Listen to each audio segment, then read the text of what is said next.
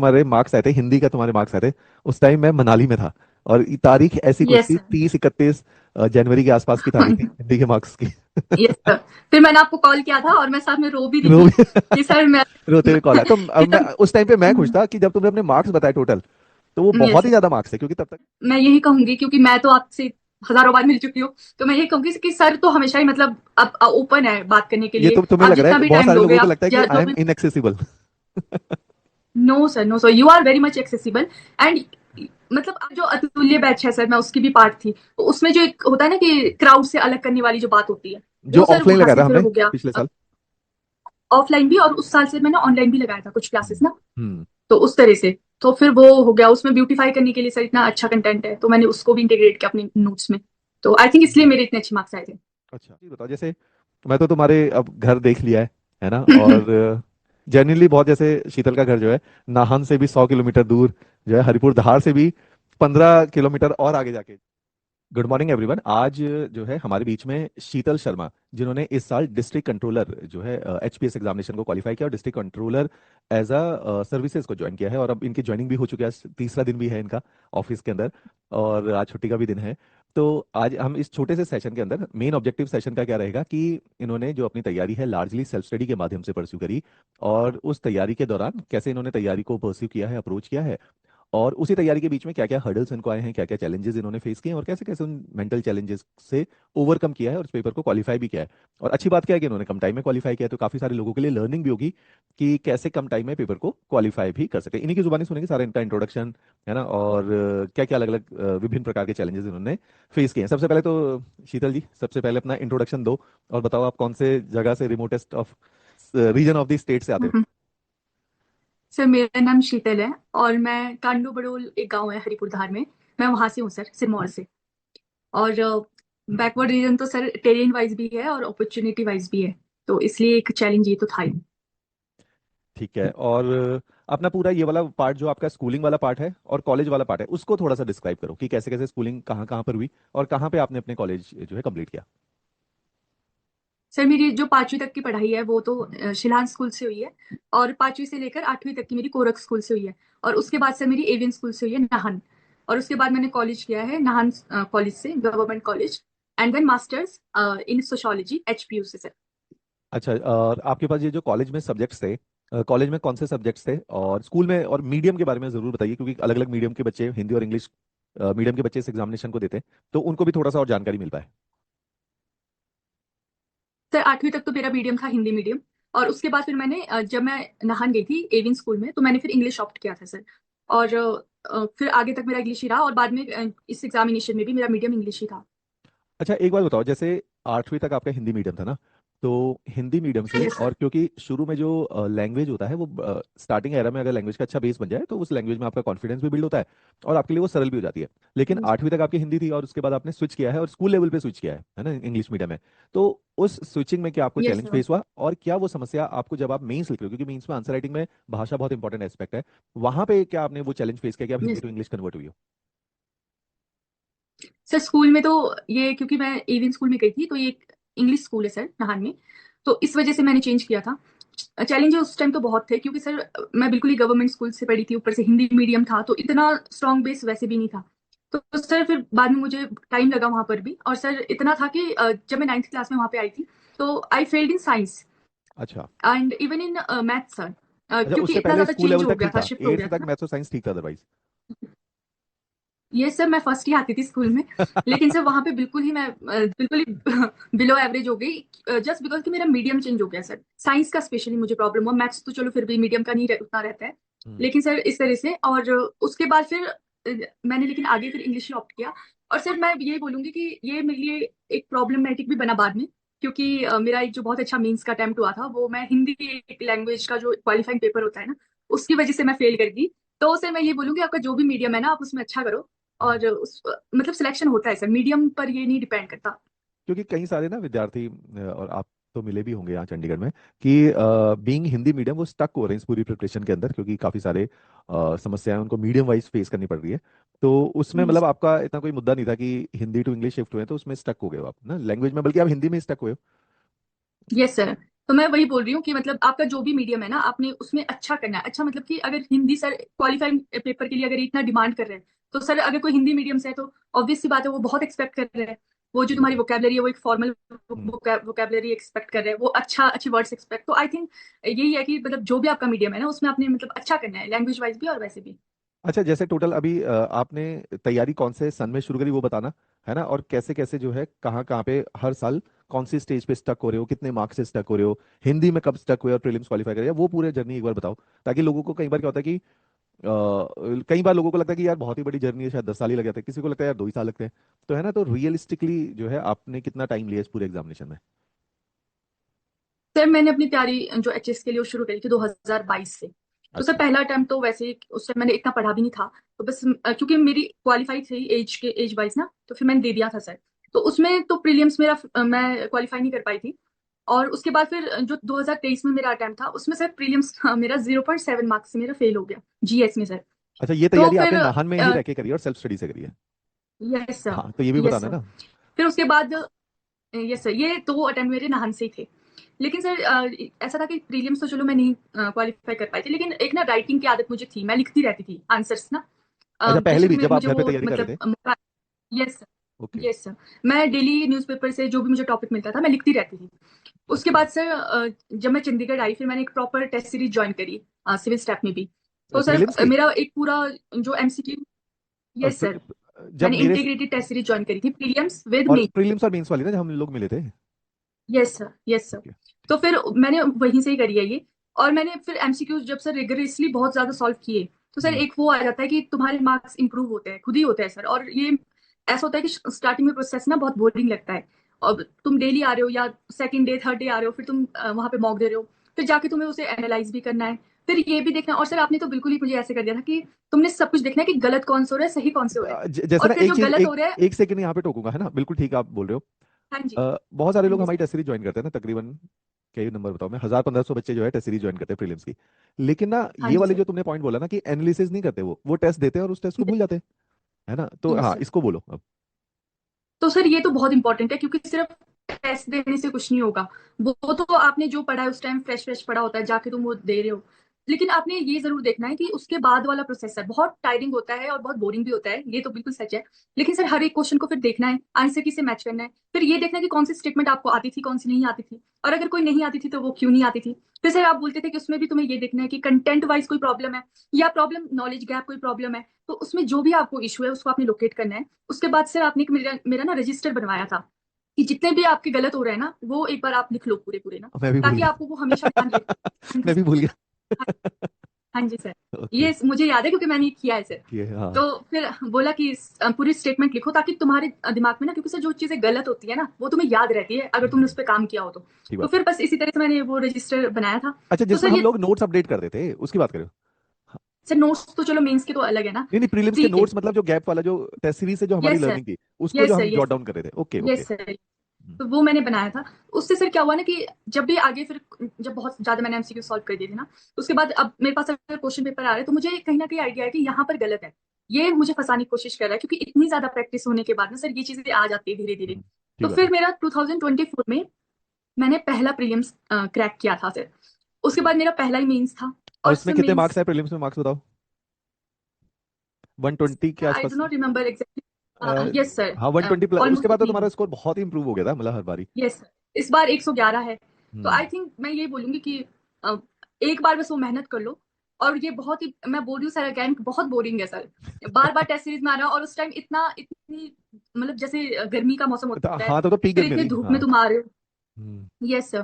तो फिर बहुत प्रॉब्लम भी होती है, लेकिन आई थिंक ये वन टाइम पेन है, उसके बाद फिर तुम्हारा वो नैक आ जाता है सर। ठीक बात है, ठीक बात है, ठीक है। अच्छा, प्रीलिम्स का तो काफी, और अच्छा, जब फर्स्ट टाइम तुम्हारा प्रीलिम्स क्वालिफाई हुआ 2024 वाला अटेम्प्ट था ना, तो उस यस बार सर। हाँ, मेंस में बताओ कि मेंस में क्या जो है तुम्हारा स्कोर रहा, और मेंस में कितने मार्क्स रहे, और क्या तुम्हारे हाथ से मिस हुआ उस साल? सर मेंस तो फॉर्चुनेटली सर हमेशा से मेरा अच्छा था। ये इसलिए भी था क्योंकि एक तो मैं सर विश्वास करती हूँ कि प्रैक्टिस ज्यादा इंपॉर्टेंट है रादर देन कि तुम पढ़ाई करते रहो। हम्म। तो मैंने सर प्रैक्टिस बहुत करी। मैंने टेस्ट सीरीज, जैसे मैंने बोला, मैं इंटीग्रेटेड टेस्ट सीरीज में थी, तो शुरू से ही जब भी प्री का टेस्ट होता था उसके बाद फिर मेंस का होता था सर। तो जब प्रीलिम्स मेरा क्वालिफाई हुआ, उसके बाद जब मेंस आया तो वो कोई सरप्राइजिंग नहीं था कि मुझे अब लिखना है, ऐसा नहीं हम्म, था। मैं हम्म, पहले से लिख रही थी, बस वो था कि उसको और एक्सटेंड मुझे करना था। हम्म, तो बस मैंने वही किया सर, और मेरा स्कोर था अबाउट 441 हम्म। फर्स्ट अटेम्प्ट में। और सर मैं मिस कर गई हिंदी की वजह से, और मेरा वो पूरा अटेम्प्ट बिल्कुल ही जीरो हो गया उसकी वजह से। अदरवाइज सर मुझे बहुत अच्छा रैंक मिल जाता। उस साल जो है शीतल एसडीएम आती है, और उस साल एसडीएम की सीट्स भी खाली गई हुई थी, है ना? और यस सर, खाली तो नहीं, लेकिन जो सिलेक्ट हुए वो मार्क्स मतलब वाइज। हमारे बीच में मार्जिन था अबाउट 20 मार्क्स सर। हम्म, ठीक बात है। हाँ, मेरे को यस ध्यान सर। है। और जिस तो टाइम तुम्हारा वो ये था। हिंदी, जिस जिस टाइम ये, अच्छा तुम्हें तो मैंने बताया भी था, जिस टाइम तुम्हारे मार्क्स आए थे हिंदी का, तुम्हारे मार्क्स आए थे उस टाइम मैं मनाली में था। और ये तारीख ऐसी कुछ यस थी, सर। 30-31 जनवरी के आसपास की तारीख थी हिंदी के मार्क्स की। Yes sir. फिर मैंने आपको कॉल किया था और मैं साथ में रो भी दी रो थी भी कि सर मैं रोते हुए कॉल है तो कि मैं सब। उस टाइम पे मैं खुश था कि जब तुमने अपने मार्क्स बताए टोटल, तो वो बहुत यस ही ज्यादा मार्क्स थे, क्योंकि तब तक मेरे को कई सारे लोगों के फोन आ गए थे और वो भी अपने मार्क्स बता रहे सर। थे, तो तुम्हारे उन सब में, और वो सारे वेटरन लोग थे जो पिछले 4-5 साल से तैयारी कर रहे थे, तुम्हारे उन सब से ज्यादा थे फर्स्ट अटेम्प्ट में मार्क्स। हाँ, तो तब मैंने बोला भी था, यस तुम्हें याद होगा कि मैं कहा कि मेरे को तो बहुत अच्छा लगा तुम्हारे मार्क्स सुन के, ये तो बहुत ही अच्छे मार्क्स हैं, कि अब बस हिंदी रह गया है। यस सर, तो अच्छे थे, मैं इसीलिए रो भी रही थी कि सर बिल्कुल ये हाथ से छूट गया बिल्कुल। तो सर यही था, और इसके पीछे कारण वही था कि मैंने टेस्ट सीरीज बहुत ही सिंसियरली फॉलो करी है सर। बहुत ही मतलब एक हेक्टिक शेड्यूल के साथ भी मैंने नहीं, तब टेस्ट तो को हमारी मतलब। टेस्ट सीरीज जेन्युइनली बहुत हेक्टिक होती थी, तब तो yes sir. 56 yes sir. Mains के टेस्ट थे उस यस टाइम। सर। तो बहुत मैंने बहुत। पूरे किए सर, पूरे किए हाँ, हैं। सारे किए और थे। उसके बाद फिर मैंने सारा जो भी आपने प्रोसेस बताया था कि मॉडल आंसर्स भी ढंग से देखने हैं, उसमें फिर जो तुम सीख रहे हो उसको भी नोट डाउन करना है, अपने नोट्स में इंटीग्रेट करना है। हम्म। आई थिंक वो सब क्योंकि मैंने फॉलो किया सर, इसीलिए मेरा फर्स्ट ही मीन्स इतना अच्छा हुआ था। फिर हाँ, मैं इन उसके इन बाद फिर जनरल होता नहीं, 24 में फर्स्ट भी और मेंस में 23 इतना में भी। स्कोर नहीं आता अदरवाइज। Yes sir. फिर जो अतुल्य बैच है सर, मैं उसकी भी पार्ट थी, तो उसमें जो एक होता है ना कि क्राउड से अलग करने वाली जो बात होती है, जो वो सर ऑफलाइन वहां लगाया से था फिर हमने हो गया। पिछले साल। ऑफलाइन भी, और उस साल से मैंने ऑनलाइन भी लगाया था कुछ क्लासेस ना। हम्म। तो उस तरह से, तो फिर वो हो गया, उसमें ब्यूटीफाई करने के लिए सर इतना अच्छा कंटेंट है, तो मैंने उसको भी इंटीग्रेट किया अपने नोट्स में। तो आई थिंक इसलिए मेरे इतने अच्छे मार्क्स आए थे।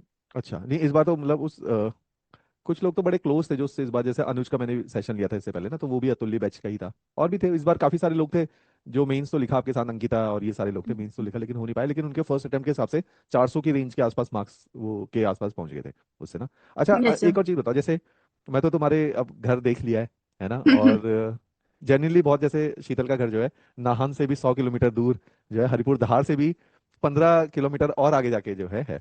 अच्छा, उस जगह से, और ऐसी ये नहीं कि ऐसी बहुत सारी जगहें हैं हिमाचल में और बहुत सारे स्टेट में ऐसी जगह हैं जो फार फ्लंग है और जो काफी इंटीरियर यस है, वहाँ के विद्यार्थी को जिसने प्राइमरली इतने बड़े एग्जामिनेशन को टारगेट करना है जिसमें बहुत साल लग जाते हैं, बहुत मेहनत लग जाती है, उसके लिए उसको क्या चैलेंजेस फेस करने पड़ते हैं? कि छोटे मोटे एग्जाम के लिए तो तब भी उतने चैलेंजेस नहीं है, बड़े एग्जाम के लिए वहाँ पे बहुत चैलेंजेस हैं, तो वो क्या क्या प्रकार के चैलेंजेस हैं? सर पहला चैलेंज तो यही है कि सर इसके अगेंस्ट ना फोबिया बहुत ज्यादा है हम्म। कि ये पेपर होते ही नहीं है, और जिनके होते हैं वो हमारे यहाँ से तो नहीं होते। तो सर ये जो आइडियोलॉजी बहुत स्ट्रांग है सर। और वो मतलब आपके अगर दूर उन्हें। दूर तक एरिया में ये जो ग्रुप ए सर्विसेज आपने क्वालिफाई की, लास्ट कौन यस उस ग्रुप ए सर्विसेज में उस एरिया में से निकला? सर, हमारी बेल्ट में तो कोई भी नहीं है, मतलब आपके एज क्योंकि ग्रुप में तो कोई भी नहीं है? एज का तो सर छोड़ ही दो, लेकिन वैसे भी कोई नहीं है। और अच्छा। सर अपने पूरे एरिया के वहां पे अगर दूर दूर तक भी मैं बात करूँ ना, तो पहली मैं लेडी एचएस ऑफिसर बनी हूँ सर। अच्छा। हाँ, बनी होगी वैसे तो। Yes sir. हाँ, और यस सर। चैलेंजेस मेरे को बताओ कि एक तो मेंटल लेवल पे, साइकोलॉजिकल लेवल पे, यस क्योंकि सर। कोई आपके पास सक्सेस का ना इतिहास ही नहीं उस जगह पे, तो किसी के अंदर वो यस सर। कॉन्फिडेंस ही बिल्ड नहीं हो पाता। यस सर, तो और पहली बात तो यही है कि लोग मतलब सोचने से ही डरते हैं। दूसरी बात है सर कि अगर वहीं से गांव से ही तैयारी करने की सोचे सर, तो रिसोर्स का बहुत बड़ा क्रंच है वहां पे सर। अगर आपको एक पेन लेना है तो भी आपको किलोमीटर्स तक चलना होगा, उसके बाद आप वो ले सकते हो। न्यूज़पेपर की कोई फैसिलिटी नहीं है, कुछ भी नहीं है। तो आई थिंक ये चैलेंजेस तो सर है। और दूसरी बात है कि एज अ सोसाइटी भी बोलते हैं कि बस छोटी मोटी नौकरी लग जाए तो वो भी बहुत है। तो इतना बड़ा सोचना ही ये था। मैं भी सर बहुत थैंकफुल हूँ अपने फादर का कि उन्होंने शुरू से ही मुझे इसके लिए इंस्पायर किया, और मुझे अपॉर्चुनिटी भी दी बाहर जाने की भी, और पढ़ाया भी। अच्छा, एंड उन्होंने मतलब सोच के तो मन में रखा था कि मतलब इस एग्जामिनेशन को एक बार ट्राई जरूर करेंगे? सर बचपन से ही था पापा को ना। मतलब ये तुम्हारा, तुमने ऐसा नहीं था कि तुमने डिसीजन लिया, ये मतलब उनके मन में थी ये बात?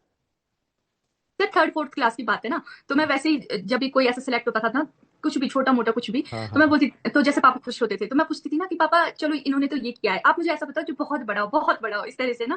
तो फिर अच्छा। पापा बोलते थे कि अच्छा तुम ना सिविल सर्विसेज में जाना। तो सर उस टाइम तो कुछ क्या ही पता होगा पता ही थर्ड नहीं होता फोर्थ है। क्लास में मुझे। लेकिन सर एक होता है ना कि एक बच्चे की एक मेमोरी होती है कि एक बार कुछ डल जाए तो वो डल ही जाता है। हम्म, तो सर ऐसा ही मेरे भी होगा कि ऐसा कुछ होता है, ये बहुत बड़ा होता है। और पापा, और सर पापा को मैं हमेशा ही बहुत ऐसे मानती हूँ कि मेरे पापा ने कहा है तो मेरे को शुरू से ओके। था कि पापा ने ये बोला है तो मेरे को ये करना ही है, और साथ में वो ये भी बोलते थे कि तू कर सकती है। तो सर ये भी था कि मैं कर सकती हूँ तो मैं करूंगी।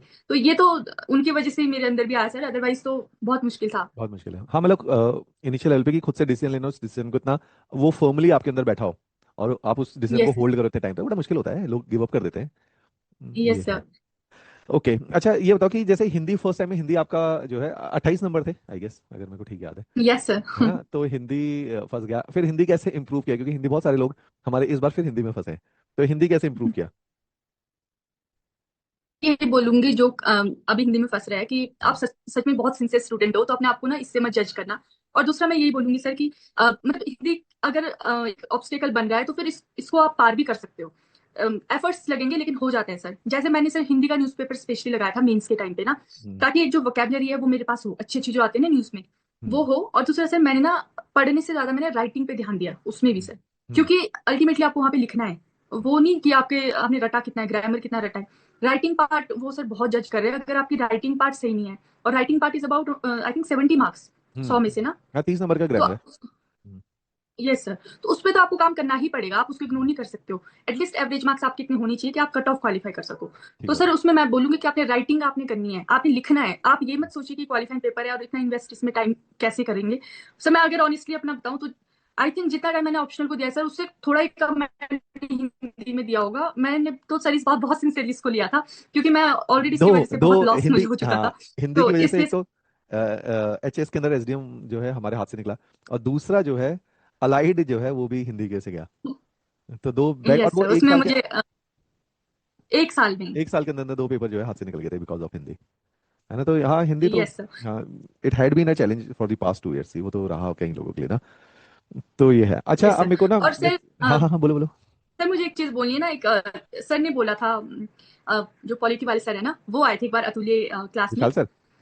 तो हाँ जी, तो उन्होंने ना सर एक बात बोली थी कि चलो हिंदी एक चैलेंज है, और हमें भी पता है कि जितना वो एक्सपेक्ट कर रहे हैं ये जस्टिफाई नहीं करता किसी भी चीज को जितना वो डिमांड कर रहे हैं। हम्म। तो सर उन्होंने ना एक बात बोली थी जो कि बहुत ही मतलब मैं ये शेयर करूंगी कि उन्होंने बोला था कि अब जो चीज है वो है, तुम नहीं उसको बदल सकते हो। तुम क्या करोगे जाके, क्या बोलोगे उन्हें कि नहीं बदलो, हम नहीं करेंगे या ये सही नहीं है। तुम ये कर सकते हो कि जो चीज है तुम उसको इम्प्रूव करो जितना खुद से हो सकता है। हम्म। तुम इस चीज को पहले तो मानो कि एक हम्म। चैलेंज है, दूसरी हम्म। चीज है उसमें एफर्ट्स लगाओ, क्वालिफाइंग पेपर है चाहे जो मर्जी है। तो सर ये बात मैं आज भी नहीं भूलती हूँ, क्योंकि जो रियलिटी है वो है। अब आप उससे लड़ नहीं सकते हो। ठीक बात है। अच्छा, जैसे अच्छा, ये क्वेश्चन से जो है थोड़ा सा ऑफ स्क्रिप्ट है ना, क्या कहते हैं यस सर। अपनी, अगर आपको आइडेंटिफाई करनी हो 3 मेजर स्ट्रेंथ, है ना, जिसकी वजह से यस सर। एज इफ ना, जैसे सक्सेस तो बड़ा विस्तृत शब्द है, उसमें एक भाग है जो आपको अभी प्रोफेशनल लेवल पे एक कुछ हम लोगों ने अचीव कर लिया है एज इफ नाउ, है ना, तो वहां तक भी पहुंच जाने में कौन से 3 एरियाज हैं जिसको आप अपनी स्ट्रेंथ की तरह काउंट करोगे? सर पहली चीज तो ये है कि मैं बहुत कंसिस्टेंट थी सर। और मैं आपके साथ भी इतनी टाइम से हूँ तो आपको पता ही है मैं हमेशा अवेलेबल रहती थी। मतलब मैंने कभी भी ऐसे नहीं बोला कि मैं अभी यहाँ हूँ, मैं हमेशा ही लाइब्रेरी में ही थी। मतलब इतने सालों से मैं घर भी नहीं गई हूँ सर, इसलिए ना। ये तो तो मैंने बहुतों को कंसिस्टेंसी। एग्जांपल दिया, और उन लोगों को लगता है कि मैं झूठ बोलता हूँ उनको, कि जैसे हाँ मैं यहाँ पर भी बताऊंगा क्योंकि ये तो इंटरव्यू काफी लोगों तक जाएगा। मैं ना कई बार क्लासेस में और वैसे भी बच्चों को जो थोड़ा सिंसियर होते हैं उनको बोलता हूँ कि आपने 2 साल तक सारे शादी त्योहार और रिश्तेदारी, है ना, ये सब भूल जाना है, और 2 साल आपके जहन में कुछ नहीं होना चाहिए, बेयर मिनिमम है, दो से ज्यादा हो शायद तो बेटर है।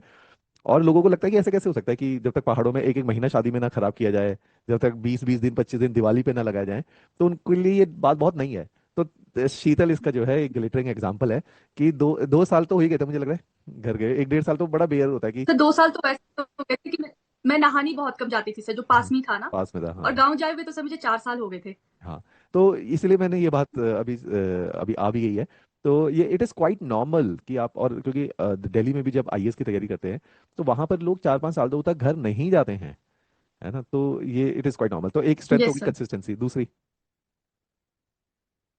दूसरा सर मैंने वही जो मैंने आपको बोला कि मैंने पढ़ाई से ज्यादा मैंने प्रैक्टिस पे ध्यान दिया सर। हम्म। हर पॉइंट पे, चाहे वो प्रीलियम्स हो चाहे मेंस हो, practice is very very important sir. आप जितना प्रैक्टिस करोगे, जितना आप गलत चीजें करोगे, फिर आप उस पर सीखोगे, लर्निंग लोगे। हम्म। यही इंप्रूवमेंट है। बाकी ऐसे पढ़ पढ़ के सर लाइब्रेरी भरी भरी पड़ी है, उससे कुछ नहीं होता।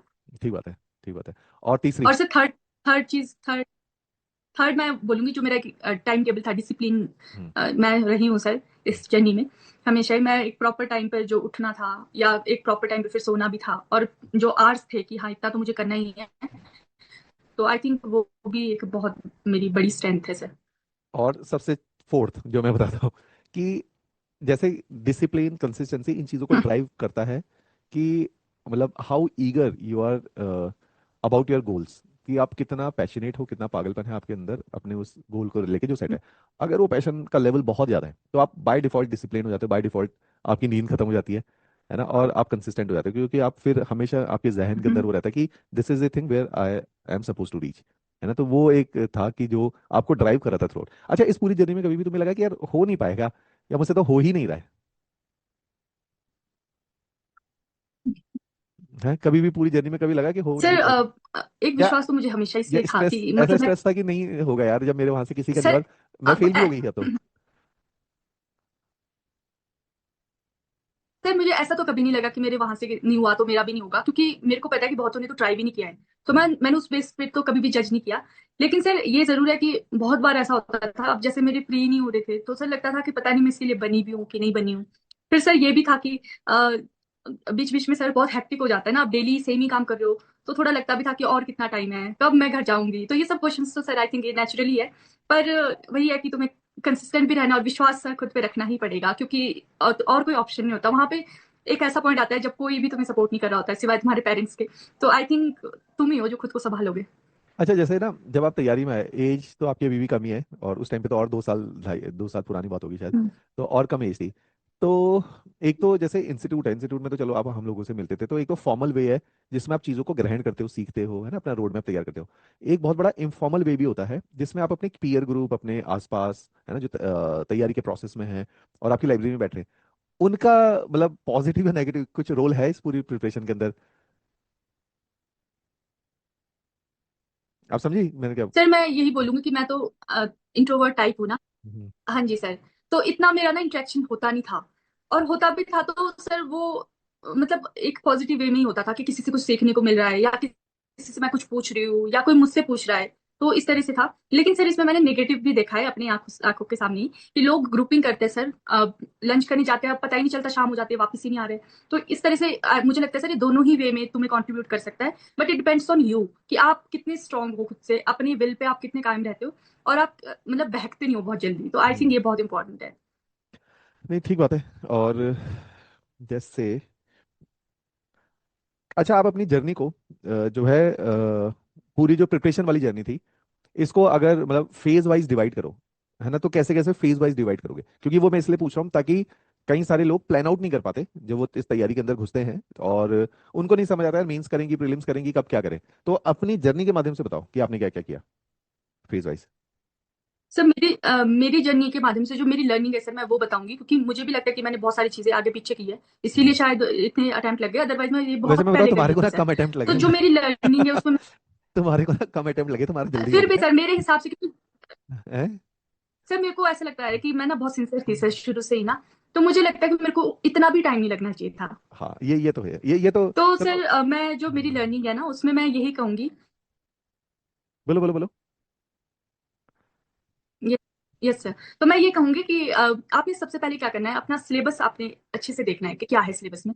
उसके बाद आपने सर जो भी स्टैंडर्ड बुक्स है, सबको ही पता है, अवेलेबल है, सभी टॉपर्स की जो वीडियोज है, आपने वो पढ़नी है।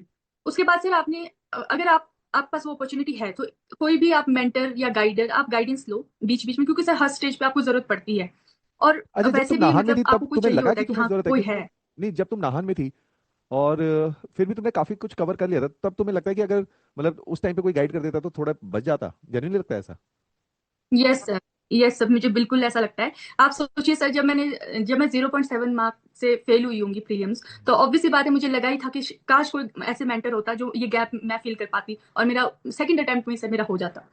तो हाँ, ये हो ये सकता है। तो सर होता है, अगर आप पॉसिबल है तो आप कांटेक्ट करिए जो भी है। और सर मैं यही कहूंगी, क्योंकि मैं तो आपसे हजारों बार मिल चुकी हूँ, तो मैं यही कहूंगी कि सर तो हमेशा ही मतलब आप ओपन है बात करने के ये लिए। तो तुम्हें आप लग रहा जितना है भी बहुत टाइम सारे लोगे लोगों को आप लगता है कि आई जो am inaccessible no sir no sir, you are very much accessible. And मतलब आपको ऐसा फीलिंग होगा कि आप कुछ ऐसा बहुत ऐसा कुछ कर रहे हो, मतलब बहुत ही नॉर्मल से बात कर करके। और पता नहीं सर ये कितना बटरिंग लगेगा या क्या लगेगा, बट सच में मतलब आपने आपने एज अ मेंटर बहुत बहुत हेल्प किया है सर, हर पॉइंट में। और पढ़ाई से रिलेटेड भी वैसे भी मैं आपसे बहुत बार वैसे भी बोल देती थी कि सर बहुत थक गई हूँ, मेरे मैं फिजिकली भी मुझे पेन हो रहा है अब और इतना नहीं हो पा रहा है, तो सर हर पॉइंट में ही वो था। तो आई थिंक गाइडर का तो बहुत एक रोल रहता है, अगर आपके पास है। अगर नहीं भी है सर, फिर भी आप कर सकते हो। उसमें यही मैं बोलूंगी कि पहले तो सिलेबस अपना अच्छे से देखो। उसके बाद सर कोशिश करनी है कि टेस्ट सीरीज आप चाहे ऑनलाइन करो चाहे ऑफलाइन करो, इंटीग्रेटेड करनी है, ताकि प्री के साथ ही आपका मेंस हो जाए। मेंस फिर आपको बाद में सरप्राइजिंग नहीं लगे कि ये क्या हो गया, तो ऐसा नहीं होना चाहिए। और दूसरी बात है, आपने सर जैसे मैंने बोला कि प्रैक्टिस पे ज्यादा ध्यान देना है। पढ़ाई तो चलो आपने कर ली, उसके बाद रिवीजन, रिवीजन बहुत इंपॉर्टेंट है सर। रादर देन कि आप बहुत ज्यादा रिसोर्सेज अपने एक्सटेंड करो, आपके पास जो है आप उनको रिवाइज करो अच्छे से, और फिर उस पर प्रैक्टिस करो। प्रीवियस ईयर क्वेश्चन पेपर को आपने अपना मेन साथी बनाना है, किसी भी पॉइंट पे वो बहुत इंपॉर्टेंट है। उसके बाद है सर जो डिफरेंट फेजेज है, जैसे जब प्रीलियम्स जैसा भी आने वाला है तो आपने एमसीक्यू पे ज्यादा ध्यान देना है। फिर मेंस आने वाला होगा तो आपने फिर लिखने पे ज्यादा ध्यान देना है। फिर इंटरव्यू होगा तो आपने बातें मतलब ऐसे शीशे के सामने बहुत बातें किया तुमने, करनी है, किया ये वाला? और दूसरों से भी मिलना है, इंटरेक्ट करना है। यस सर, आपने मुझे ये सब बोला है सर। तो फिर तो इस तरह से सर हर एक पॉइंट पे आपने प्रैक्टिस को प्रायोरिटी देनी है, रिवीजन को प्रायोरिटी देनी है, और हमेशा एक ना क्लियर स्ट्रैटेजी रखनी है। बहुत ज्यादा कंफ्यूज नहीं करना अपने आप को, बहुत सारे रिसोर्सेज या बहुत सारे गाइडेंस भी सर ओवर गाइडेड नहीं हो जाना है। कोई हाँ एक ये भी। अपना मेंटर रखो और उनसे जिन पर भी आपको विश्वास है, और बस उनको मानो और विश्वास रखो उन पर भी और खुद पर भी, और बस काम करो सर। आई थिंक काम करना ज्यादा इंपॉर्टेंट है। ठीक बात है, ठीक बात है। चलो, इतना सारा तुमने जो है काफी विस्तार में बताया, जो कि अच्छी चीज है ना। मैं एक्सपेक्ट भी कर रहा था, क्योंकि ये वाला इंपॉर्टेंट एरिया है, क्योंकि अभी भी ना बहुत सारे लोग सेल्फ स्टडी से करते हैं और वो कर सकते हैं। मतलब मेरे को तो ऐसा विश्वास है ही कि इतनी भी क्या बात है। हम्म, ठीक है। अच्छा, एक ना लास्ट, सोशियोलॉजी में ना इस बार जैसे मार्क्स नहीं आए, और जिन लोगों के पहले भी मार्क्स आए उन सबके अब 100 से नीचे चले गए हैं, या 100 के आसपास ही लिमिट हो गए हैं। फिर भी you could able to hold your score, जो कि लास्ट ईयर था उससे थोड़ा सा नीचे ही स्लाइड हुआ। 5-7 नंबर के शायद गेम था। 131 या 134 लास्ट ईयर थे, 123 इस बार है। तो सोशियोलॉजी को कैसे मेंटेन रखा?